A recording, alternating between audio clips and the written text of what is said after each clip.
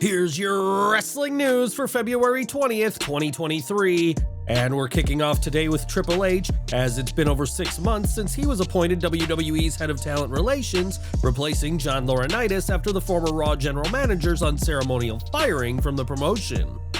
In that time, the Triple H era has seen multiple names be brought back, including Bray Wyatt, Karrion Kross, and Dakota Kai, just to name a few, but it was reported not too long ago that not everyone was impressing. In December 2022, a report stated that Triple H had been underwhelmed by some of the talent he had rehired, leaving fans to speculate on who that was, but apparently that isn't the case. In an update from Sean Ross Sapp of Fightful Select, it was said that right now there isn't any disappointment, adding that it would reflect badly on the game's judgment. Sapp did state that if there was any disappointment, Triple H would not admit it to anyone, and blasted the reports of multiple names underwhelming the King of Kings as fake news. One WWE source said that if Triple H was disappointed, he wouldn't say it out loud, and a member of the creative team added that nobody WWE brought back in 2022 was expected to immediately ascend to the already planned out top of the card. Instead, Triple H's rehiring in the latter half of 2022 was said to be about adding depth to Raw and SmackDown, and that word was mentioned to rehired talent when they were brought back. Thanks to the game, both Raw and SmackDown have very deep rosters, which does mean that not everyone can be guaranteed TV time, but just because someone isn't on TV doesn't mean they haven't impressed Triple H. As we've seen over the past 6 months, Triple H has been open to bringing back released WWE superstars who he feels weren't given a fair chance on the main roster. While those weekly returns have since died down, there is still speculation as to who could come back to WWE next, and one name who could be coming back is Lio Rush.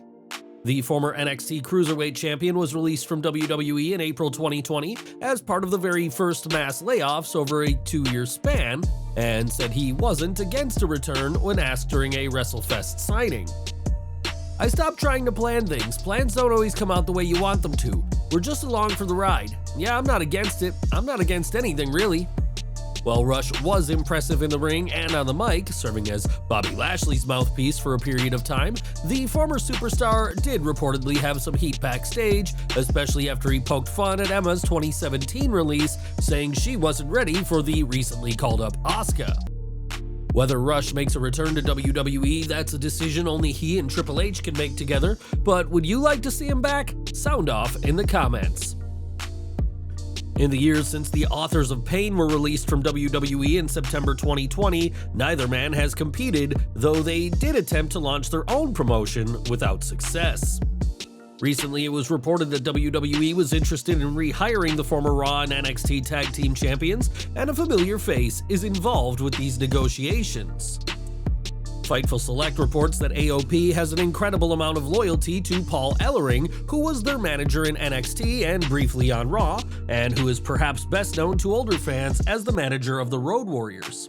In the report, it was noted that Ellering would be heading up negotiating AOP's deal to return, as it appears that his role as the team's manager isn't just for show.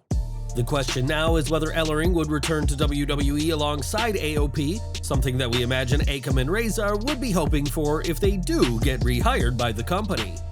So far, there have been no reports confirming that either AOP or Ellering have re-signed, and do you want to see the three men be brought back, or will they just be lost in the shuffle?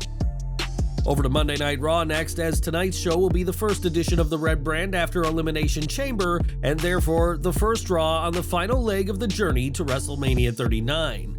WrestleMania season always sees a legend or two return to programming, as we saw with Lita a few weeks ago, and now another Hall of Famer will be on the show. That's according to Zero News, who reports that 7-time WWE Women's Champion Trish Stratus will be on this week's Raw, and as part of a segment with Bayley's Ding Dong Hello talk show. It had been rumored that Trish was going to return prior to Elimination Chamber, setting up a 6-woman tag at the event, but the match pitting Trish, Lita, and Becky Lynch against Damage Control never happened.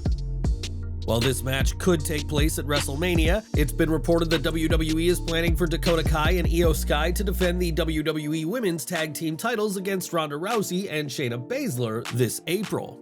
Whatever WWE has planned, Trish's return will be a welcome sight on tonight's Raw, and expect Stratisfaction to be delivered in Ottawa, Canada. On the Go Home SmackDown for Elimination Chamber, Ariel Helwani made an appearance in his native Montreal, which hasn't gone down well with AEW's Tony Khan. While Helwani wasn't on the show for long, it was long enough for the AEW president to brand the allegedly biased Helwani a fraud and claim that he had the same integrity as wrestling commentator Tony Schiavone.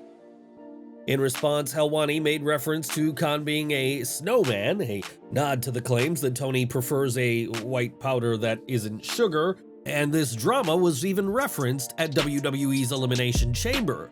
Fans may not have realized it at first, but when Helwani appeared in the crowd with Georges St. Pierre, Michael Cole called Helwani unbiased and said that he asks the hard questions, whether you want to answer them or not. Many have seen this line as a direct dig at Khan, whose refusal to speak about CM Punk to Helwani last year led to Helwani calling the AEW president the most frustrating interview in my career. WWE may not bring up AEW as much as AEW brings them up, but Vince McMahon's company is well aware of their competition, and we doubt Tony Khan took what was said at Elimination Chamber well at all. Speaking of AEW, Andrade El Idolo has spent months out of action due to suffering a pectoral injury. This isn't the only reason Andrade has been away, as he was sent home after picking a fight with Sammy Guevara backstage, and the Spanish God wisely opted not to fight back. In an update, Fightful reports that Andrade suffered the injury last fall and had surgery in late November. The report adds that El Idolo isn't expected to be ready to return until spring at the very earliest, but it could be long after that until we see him again. When Andrade debuted in the All Elite promotion, many fans were hopeful, but his run thus far hasn't exactly lived up to expectations, and we'll just have to see if anything changes when he's back on TV. At Elimination Chamber, Montez Ford stepped foot inside the titular structure for the first time in his career and put on an incredible performance in his quest for the US title. Ford was among 3 final participants in the men's chamber match and repeatedly hit topes during the bout, as well as a dive from the top of the chamber's construction. While he did not win, Ford's efforts were praised by Triple H in a tweet, who called the Street Profits member a star, and on Instagram, Montez reacted to these kind words. In a post of his own, Ford thanked the fans, his family, friends, and colleagues for all their support, and is pleased he gave something memorable despite failing to win the United States Championship. Ford added that this is just the beginning, and this is hardly the first time that a legend has praised him. In the past, Ford has received praise from The Rock, Montez's favorite wrestler, when he was watching as a fan. And do you feel like Ford is ready for a singles push on WWE's main roster?